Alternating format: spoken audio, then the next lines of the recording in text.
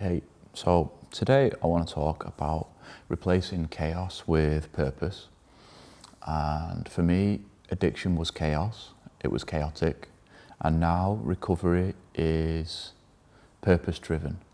It's also chaotic at times, but that chaotic energy comes from life and not from substances. And that's a really nice distinction to make. So if you are someone who's struggling with being new to recovery and also being a creative person and wondering about how you can replace this chaotic, draining energy with a purposeful, giving energy, then this video is for you.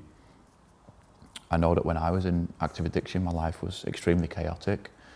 It would be totally unplannable. My life was unplannable through my own decisions.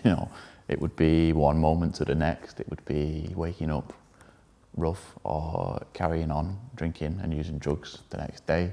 It would be partying for the sake of partying. It would be not putting any action in to think about a bigger long-term plan. And as such, these ways of being are really draining. They sap a lot of energy over time.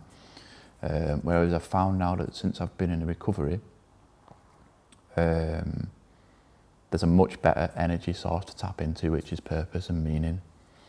I don't find that chaos is a good energy source to tap into. I think, some artists that I have admired over the years, like Francis Bacon, for example, was a very chaotic painter. He had a very chaotic life, and I feel like he led a very chaotic existence. And I used to glorify that quite a lot, I would say. But, even if you watch interviews with him, he says that a lot of his best moments were totally out of his control, and it was 95% rubbish with 5% genius or brilliance. And I don't think that's a very sustainable way to live. And one of the messages that I want to carry is that aiming for that kind of chaos is not really, it's not a good way to want to live one's life, I don't think. I think there's a lot more satisfaction and genuine energy-giving satisfaction to be gained from looking at tapping into this purpose-driven, meaningful way of living. There's a big rush versus a crash kind of mentality when we're in addiction. It's like the rush of taking drugs versus the crash and the fallout afterwards, or the rush of getting drunk and then the fallout afterwards, or the rush of chasing thrill-seeking behaviour and then the crash and the shame and the guilt that comes afterwards. And I think learning to work with a calmer and steadier energy in recovery is very, very difficult, but totally worth it, totally worthwhile. And as someone who's 5.5 years into this journey now, it's definitely been my experience that the slow and steady work that I've been doing over the last, half decade, which is a crazy thing to say in itself, has been really worthwhile. I'm much more fulfilled, emotionally, spiritually, physically than I was before. I'm in the best shape of my life, and that has come from replacing chaos with purpose. And this applies to both my creative life and my own personal existence as well.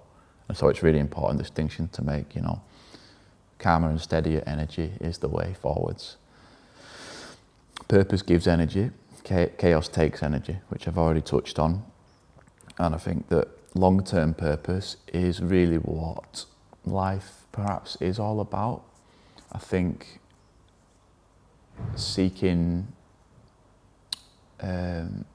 these incredible highs that come from using drugs, alcohol, sex, porn, whatever it might be, sugary foods, not really sustainable. And I think for me, and I know for a lot of people that I identify with now, life is about this long-term journey of slowly chipping away and growing into the best versions of ourselves.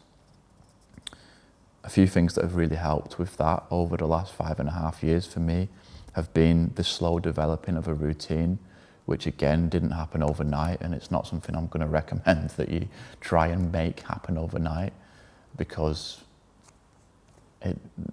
it's not practical, you know. But developing a routine slowly is really important, and I spoke about this in previous videos, about how we can make daily creative practice, you know, part of our routine, and how that can really help when we're dried up and feeling a bit short of inspiration.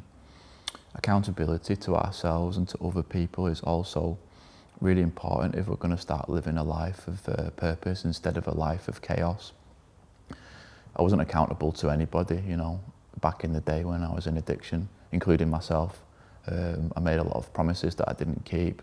I didn't, you know, really keep in touch with people, or if I did, it was like here and there, and, you know, there were long periods of time where I wasn't really in contact with people I would consider my close friends and family and stuff. And I mean, I was, but very vaguely, let's put it that way. And I appreciate now that I'm in recovery that accountability to those that I care about is really important for me. And boundaries are absolutely crucial when we come into recovery, because a lot of the things that I used to say yes to, I was a yes man, you know, back in addiction.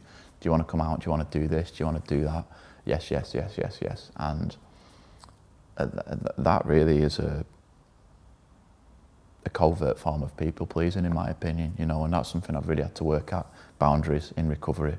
But if we're going to lead this life of purpose and replace a chaotic life with a purpose-driven life, then boundaries are really important. And just to end, a final bullet point I've got here on my lovely little sheet of notes that I make for every video. It's not always easy, you know, and it's really, really important to say that. It is a constant struggle, but it's worth it. That has been my experience. Since I came into recovery, I've been given so many gifts, you know, that I'm incredibly grateful for, including this wonderful studio that I've got, good relationships with my family and friends, the ability to help others, my physical health. I'm in great physical health at the moment, and there are a lot of things to be grateful for, but they haven't come easily, they haven't come quickly. And it has been an uphill struggle, you know. And I think one important thing to mention is that when I'm asking for help these days from the universe, or from the muse, or from God, or from, you know, my family and friends in general life, whoever it may be, because I'm finding things difficult, what I'm not asking for help for is the journey to be made easier. I don't want my journey to be made easier, but I want help to become a stronger person who is more capable of dealing with the uphill struggle. So yeah, it's not always easy. It's a constant struggle, but it's worth it, you know. This purpose-driven life is definitely worth it compared to the chaos-driven life of addiction. And yeah, I think that's all I've got for today. If someone's found that useful, please let me know in the comments. Give it a subscribe as per usual. I started this channel to make connections and, you know, also to get better at speaking myself. So if you've got any feedback, I'd love to hear it. See you in the next one. Thank you.